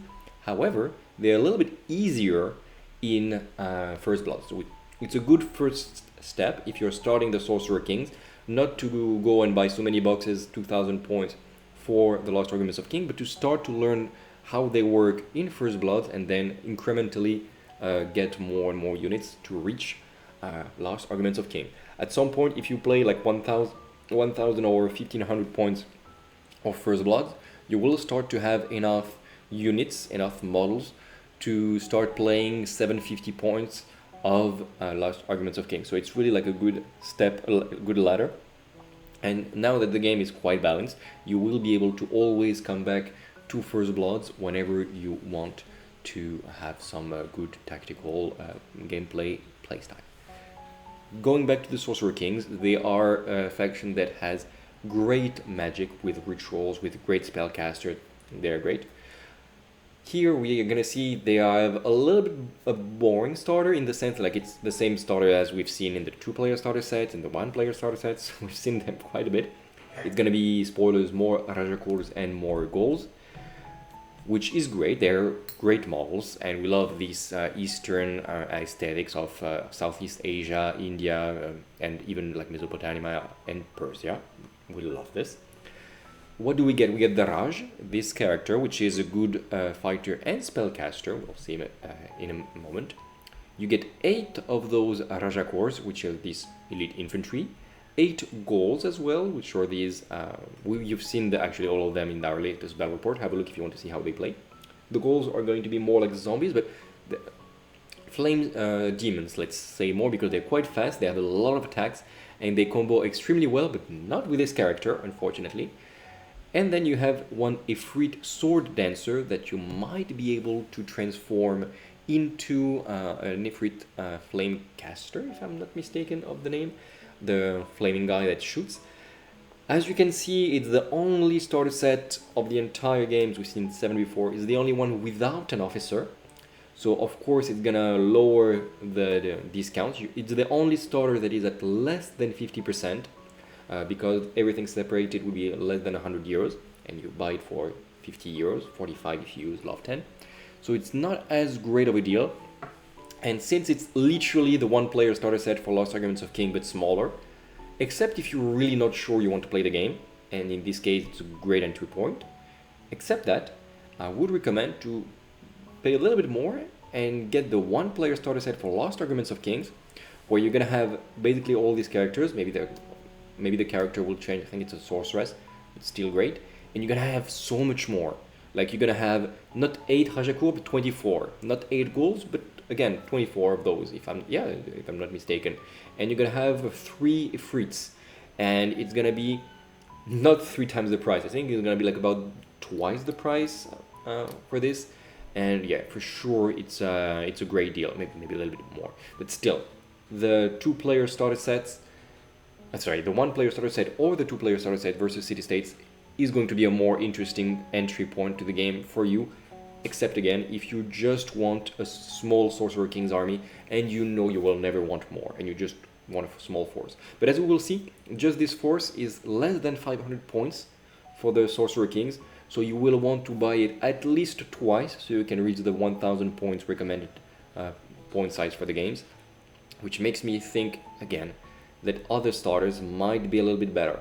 So I'm sorry, I feel a bit overly critical. It's not a bad box, but it's a worse box than the other starters, and you have better starters elsewhere for the Sorcerer Kings, which is why I will be like, this one I'm not so sure. So I'm just trying to make sure you make the best informed decision if you decide to go with the Sorcerer Kings. So okay, as you can see, indeed, you are at 480 points if you just build them as they are. 1 pack of 8 Rajakur, 1 pack of 4 goals, and the Ifrit Sword Dancer, and your free Raj, of course. 480 points is not much at all. You can, of course, I think it will reduce the price, like increase the price a little bit if you make 2 packs of goals and 2 packs of Rajakur. You absolutely might. Yeah, you reach 500 points on the nose, which is good. Like if you make a starter with a friend and you both buy your first blood starter and you're like, let's make our first game at 500 points. Okay, you can make this. Is it the best idea? I'm really not so sure. Let's first, before I give you a little tip on how to build this thing, let's see what you get. You get the Raj, which is quite versatile. He is a good fighter actually. He's gonna be defense 3 and evasion 2 with 5 wounds, 5 attacks, and he's gonna be at clash 4 and cleave 1, which is actually good. Like it's a good fighter actually. And he's also a wizard at wizard 5, so he's gonna throw 5 dice. He has if I make his incantations here, I will put both so you can see. Well, I can just get them there. If you choose the Court of Fire, I will not go in detail about courts and what it unlocks, etc. But you can choose, like, gonna be 4 courts, fire, earth, air, and water. Right now you can only choose between fire and air, but later on there's gonna be more rules. The fire, you can either give +2 to the charge in to this model. Yeah, to this model, and every model gets 1 more for capturing objective. Quite fine, quite good, never bad. And Blazing Crown, which you target regiments with the Born of Flame special rules, which is your Ifrit, for example, and your goals, you can tell they are from fire as well. And those guys get Aura of Death 4. That is really good, but it only counts when you are in the same objective as this character. But it can really help you to take control of an objective by basically killing the opponent, which is great. If your enemy is quite light-weighted, for example, there are some militias, etc., Aura of Death 4 means 2 dead models, so that is absolutely not something to forget. And for the Court of Air, you can boost these guys from that are born of air. You can give them +1 defense, actually quite good, or +1 to evasion, so depending on which is best for you. Or you can tell, okay, this guy rerolls 6 to hit when they make a clash or a volley action, fine as well. So yeah, you're a good wizard as well. You can give some capacity, like you have a command to give unstoppable and +2 to the march. So if you start to give +2 to the march, +2 thanks to the fire spell, so it's going to be +4 to your charge and unstoppable, you can really go very far against the enemy lines.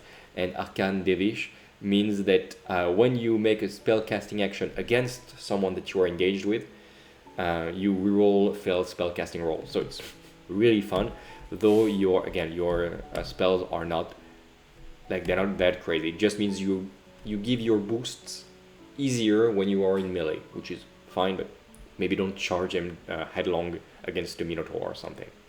It is also, like, very interesting because this guy has the rule best money can buy, which means the retinue models, we will see that he can get Rajakur. This is how you can make the list a little bit more competitive. Those guys get +1 to the clash, +1 attack, +1 wounds.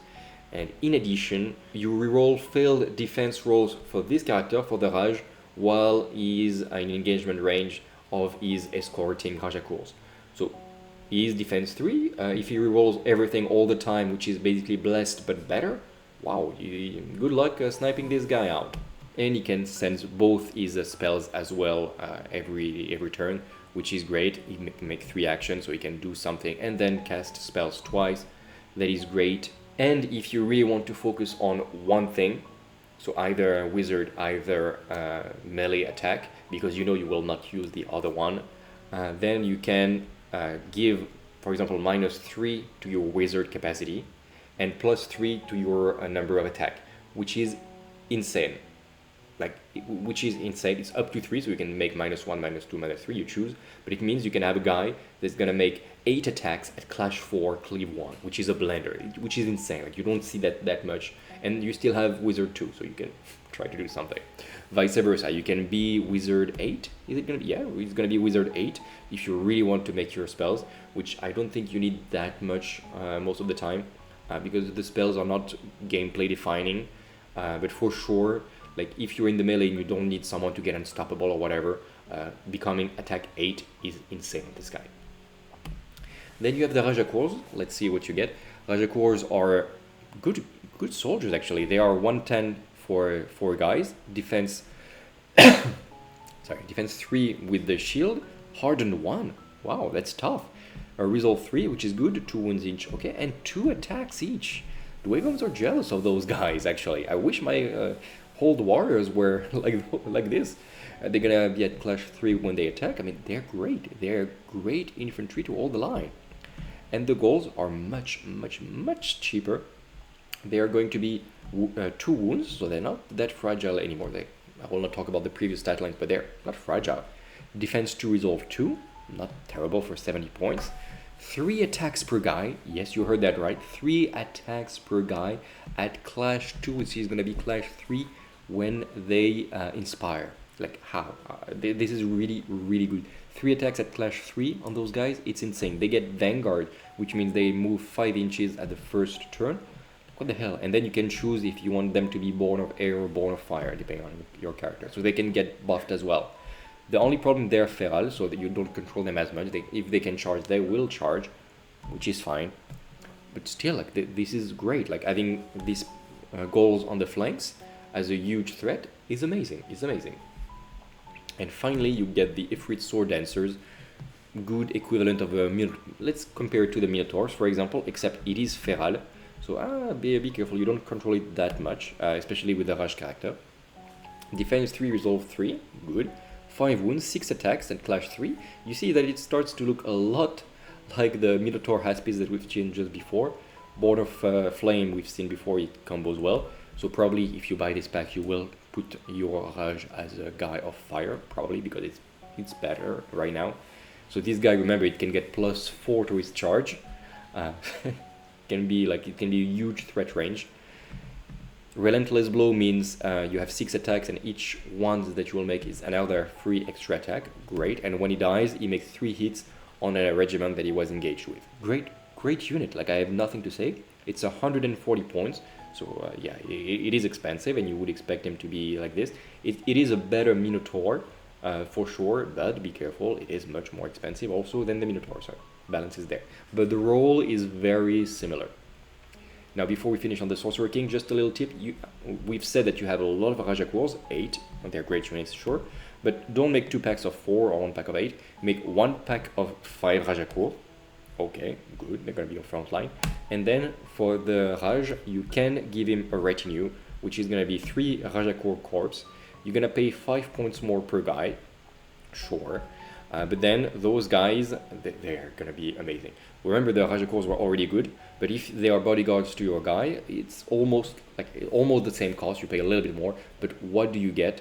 Those guys are still gonna be defense 3, resolve 3, hardened 1. Great. They're gonna be 3 wounds, so they gain a wound, they gain an attack, and they gain a point of clash. So they're gonna fight at clash 4, 3 attacks each, so it's gonna be 9 attacks, and that's great. And they're very tough. Defense 3, hardened 1 with 3 wounds each. Great. The character will gain +1s to its evasion, so his evasion 2 is gonna be evasion 3, and let's remember that when he's next to his guys, he will be evasion 3, so you cannot reduce this value rerollable. So amazing. It's gonna make him very tough. And the character will also gain wizard +1. So even if you are using your capacity to gain 8 attacks in melee, you're still gonna throw 3 dices, and you still have a fair chance to trigger your spells. Absolutely amazing. Never make this list without your 3 Rajakours as escorts for your Raj. 100% all the time with them. Overall, it brings you around 500 points, as you can see here. Of course, this is true for this faction, but all the others, you can always get a little extra nice relic. For example, this armor, which makes you rebel morale, fine. Or give this character +1 to the defense. It's good as well against enemies that don't have any any cleave. It's going to be defense 4 rolling, amazing. This is true for all the factions. You're still going to be around 500 points. And how do you expand beyond that, you will ask me? Well, that's a good question. First of all, you can add the Sardar, which boosts your Rajakour. I love the Sardar, which is a great model, and I love the regular elite infantry aspect of the Sorcerer Kings. But of course, you can get some more Ifrits if you want to stay in the theme of fire. You can get the wind creatures, the Jinns.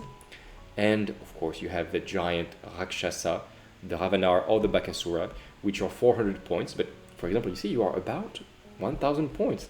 I think it's because I have a relic, don't I? Yeah, I can just remove the relic like this. And this is a legal 1000 points list.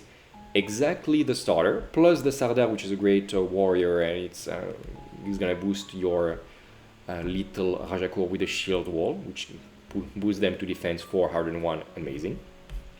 And then you just add the Rakshasa Bakasura, which we unboxed recently, and well, you can see the stat lines talk for themselves.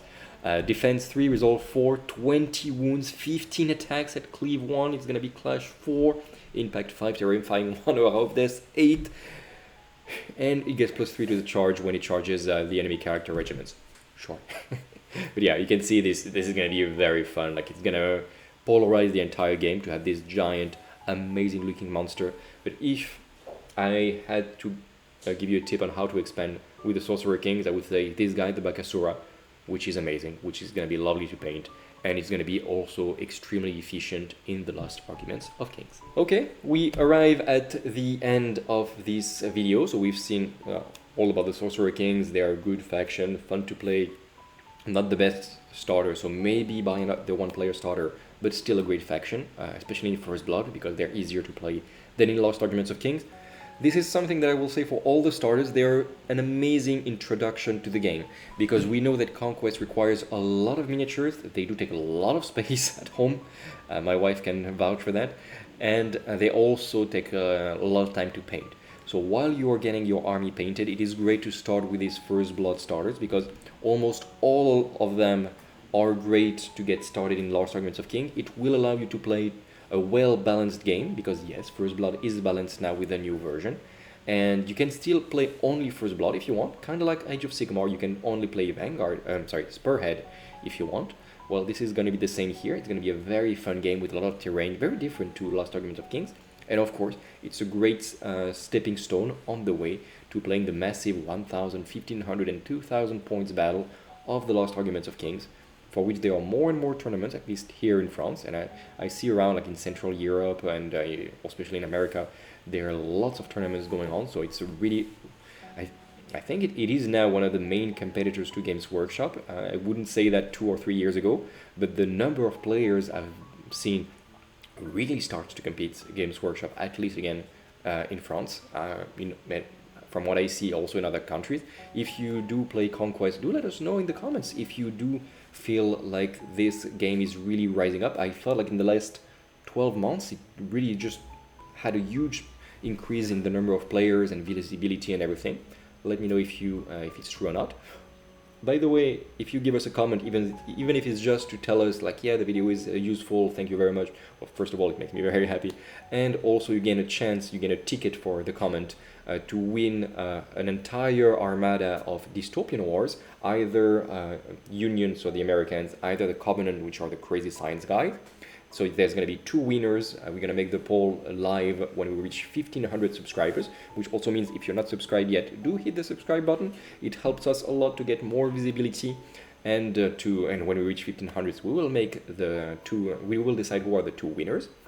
Let us know which factions as well you are interested in. We already made a video like this, but for the starters of Lost Arguments of Kings. It was very interesting to read what you guys were interested in. Like, yeah, I like this faction and I might start because, and then explain, I'm really interested in why you like the factions. Tell me, is it because of the aesthetics? Is it because of the miniature, the lore, or is it because of the gameplay, or a little bit everything? I'm really curious to know why people like their factions and why they are starting as well. So let us know all of this. Hit the thumbs up. It also really helps to get this video seen by more people, and the more people see videos like this, which help to decide how to get started, well, the more people are actually convinced to, okay, I'm gonna buy a box, I'm gonna start the game, and it might make more players in your region. So if you have friends that are on the fence of starting the game or not, do share them this video, and it might convince them indeed to get started, because again, First Blood is really a game with low engagement, not many miniatures, the rules are quite simple, and it's a great game in itself now. I wouldn't say that in the previous version, but now it's just a great game, and we will make more battle reports specifically of First Blood, especially if we record one in a week, so expect more content of this later on. And of course later your friends might start Lost Arguments of Kings, which is an amazing game, which is probably one of my favorite games in terms of rules and in terms of feeling. It's right up there with Dystopian Wars, in my opinion. Okay, thank you very much for having watched until the end. Until the next video, take care of yourself, and remember to keep things fair in love and war games. Bye.